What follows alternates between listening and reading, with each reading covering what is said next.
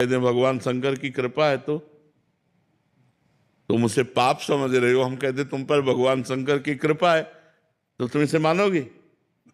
किसका प्रश्न है? तो तुम इसे भगवान शंकर की कृपा नहीं मानोगी? उनके गले का हार है तो जब दिखाई देते जय हो भगवान शंकर की, क्या इसमें पाप है?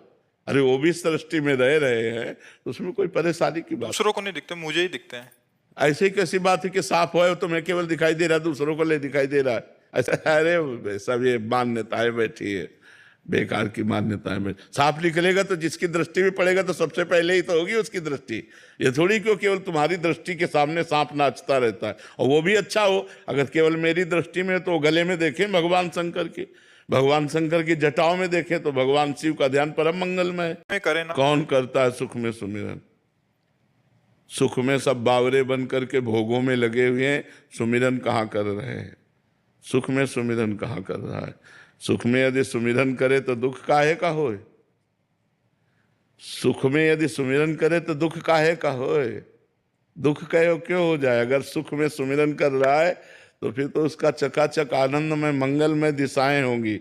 भाव को भाव अनक आलसहु, नाम जपत मंगल दिश दसहु। भगवान उसका सर्व मंगल कर देंगे जो हर स्थिति में भगवान का भजन करे। तो सुख में फूल करके भूल जाते हैं प्रभु को, और जब दुख आता है तब बिललाते हैं। विषाद, नाना प्रकार की चिंताएं, शोक ये घेर लेती हैं। इसलिए हमें चाहिए सुख में एक एक सेकंड व्यर्थ न जाने पावे। खूब राधा राधा राधा राधा नाम जप करो तो दुख को जीत जाओगे आप। दुख आने पर आप परास्त नहीं होगे। बिल्कुल सही सुमिरन नहीं चलता है। जब सुख में सुमिरन चलेगा तो परेशानी में तो डबल चलेगा। अभी सही पटरी पे गाड़ी नहीं है। सुख में सुमिरन धीमा चलेगा तो दुख में सुमिरन रफ्तार से चलेगा, क्योंकि प्रभु के सिवा कोई दुख मिटाने वाला है नहीं। राधा राधा राधा राधा सुमिरन छूट जाए तो इसका मतलब है तुम्हारा अभ्यास ठीक नहीं है, तुम्हारी निष्ठा नहीं है, तुम्हारी मुख से निकलता है बस इसी से काम हो जाएगा, उसकी भटकन मिट जाएगी। लगे रहो, लंबे समय तक लगे रहो। ये जो भूत भविष्य की बातें फेंकता है ये गंदा मन है। जब भजन से निर्मल होने लगेगा तो ये सब शांत हो जाएंगे, सब डिलीट हो जाएगा, मन निर्मल हो गया।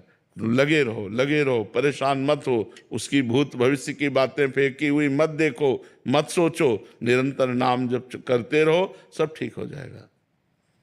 नहीं ऐसा कोई श्राद्ध नहीं होता। चाहे एक ब्राह्मण को चाहे पवावे, शास्त्र सिद्धांत है। वैदिक सिद्धांत से चलोगे तो ठीक माना जाएगा। अगर सरकारी काम में थोड़ी भी त्रुटि हो जाए तो बात बिगड़ जाती है। ऐसे भागवतिक कार्य है।